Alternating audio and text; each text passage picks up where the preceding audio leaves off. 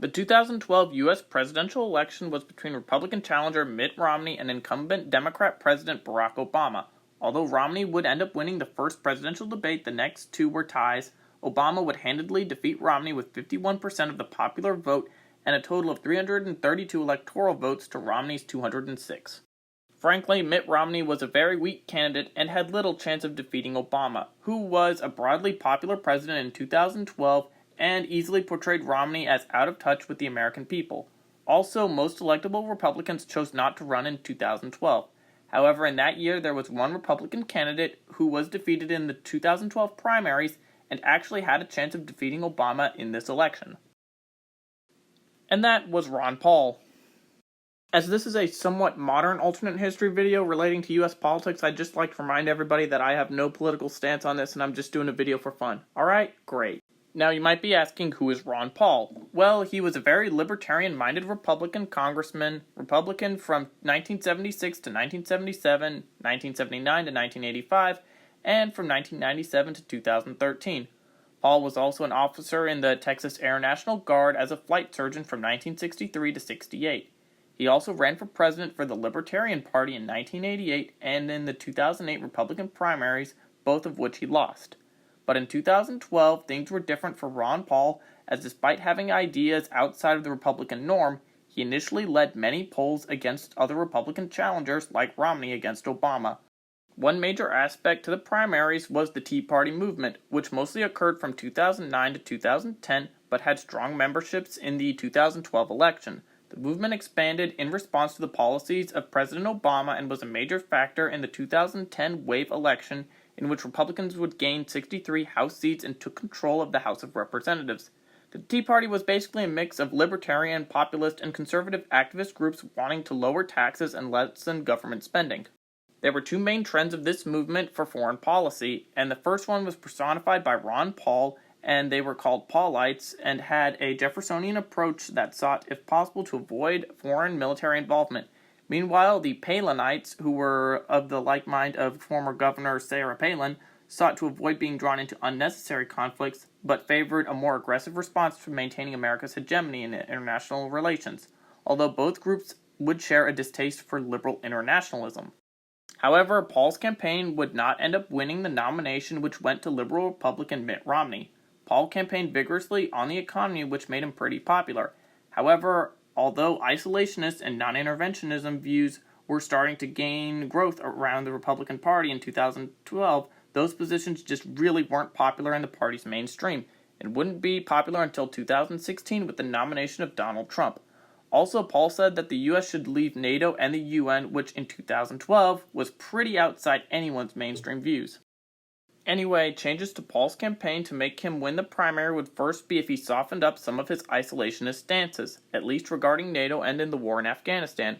Additionally, Romney's campaign had a lot of issues in the early primaries as he clashed constantly with Newt Gingrich in an ugly wave of negative ads. So another condition to give Paul the win is if Romney and Gingrich get further into the mud against one another, to make each other appear as terrible candidates, which they both kind of were. Combine that situation with Paul softening some of his stances, and Paul would have a pretty good shot at winning the primary.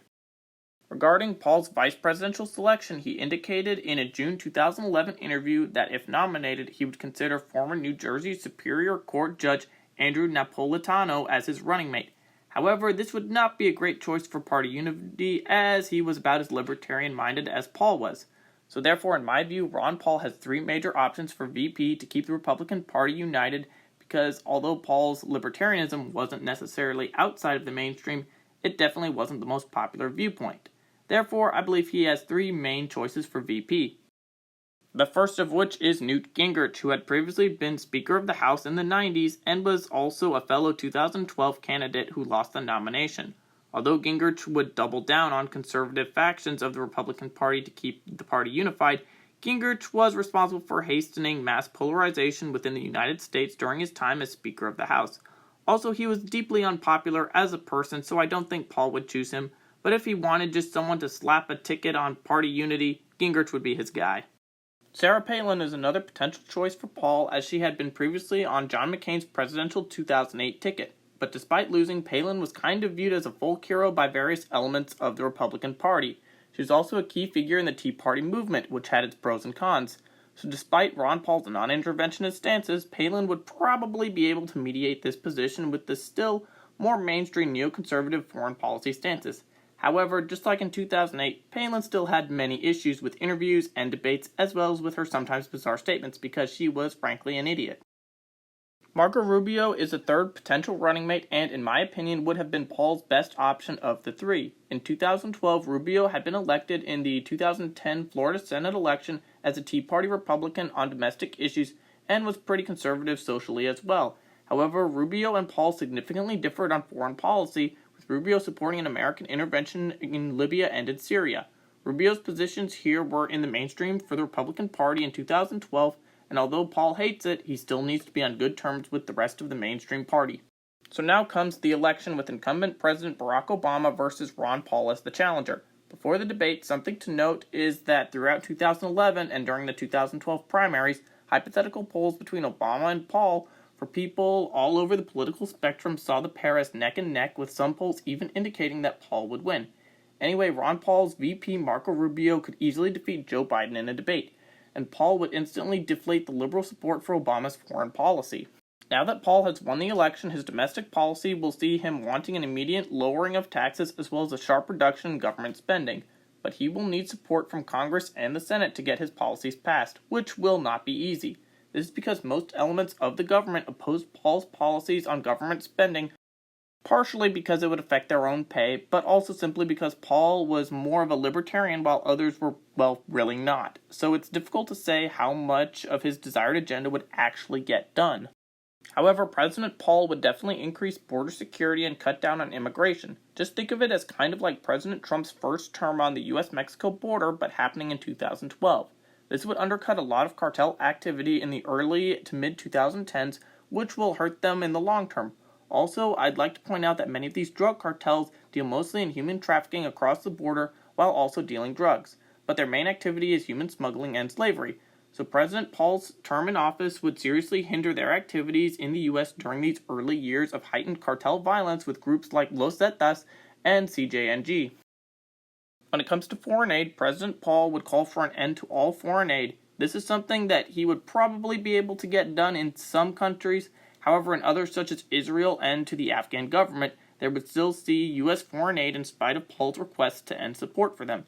This would also cause many governments to dislike the United States. However, President Paul would declare that less foreign aid would make them self-sufficient.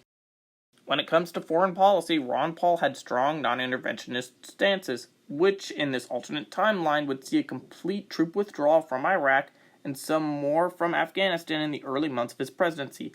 However, in Iraq, when ISIS rises and launches its onslaught all over the country, President Paul would initially want to not be involved, as during the 2003 to 2011 Iraq War, Paul voted against it and was also even against the 2007 troop surge, which ended the civil war, as he was in favor of an immediate withdrawal, which would have been disastrous.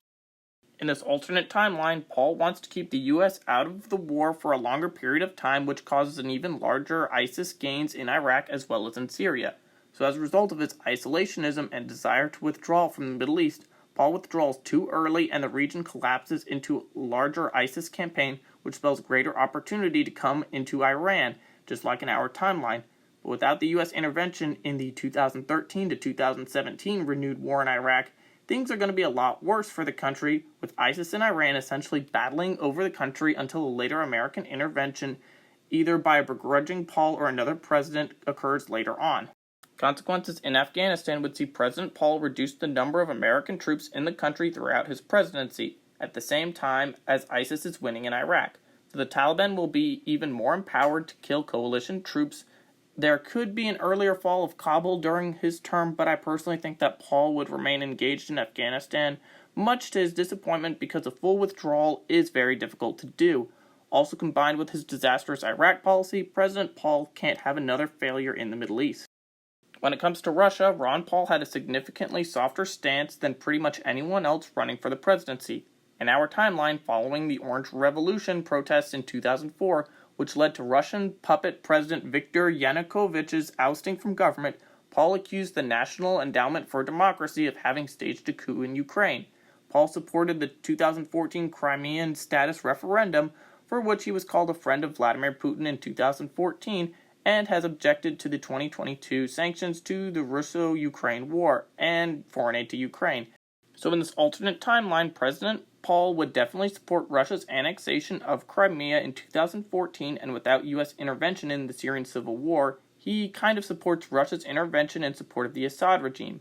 These positions would be very unpopular in both Democrat and Republican parties, and therefore it's hard to say how Putin reacts to Paul's sympathetic stances to Russia, and then how Congress would also react. But I'd say that Russia might push harder in Ukraine during the Donbass war, and there might be an earlier Russian invasion of Ukraine during Paul's administration. On the other hand, Russia might not invade Ukraine and instead becomes a larger world power with more military and PMC ventures in Africa and the Middle East to fill the vacuum of American withdrawal. Overall, President Paul's term would see lots of government red tape cut and spending be sharply reduced. The economy sees a rebound as the deficit halts, and Paul advocates returning America to the gold standard. Many in the government would also hate Paul with a passion as their pay was heavily cut. Crime, drugs, and immigration are also reduced. However, Paul's foreign policy would be viewed very negatively. Iraq is completely overrun, and Iran fills the vacuum of American withdrawal in the country, and without the American intervention against ISIS in Iraq or Syria, the U.S. is viewed more negatively as ISIS roams more freely. Paul would be attacked by opponents as appeasing Russian revisionism, which results in Russian expansion on the world stage as the U.S. withdraws to focus inwards and sets the stage for future geopolitical conflicts that Russia will have. The 2016 election will see Paul fighting to keep the Republican nomination, and likely a Democrat victory occurs due to heavy Republican infighting in 2016. By 2020, Democrats regain the presidency, maybe Obama gets the nomination again, but then the Republican Party would turn to the great Jeb. But this is of course just one possible scenario. What do you think would have happened had Ron Paul won the 2012 US presidential election? Write in the comments, and thank you for watching.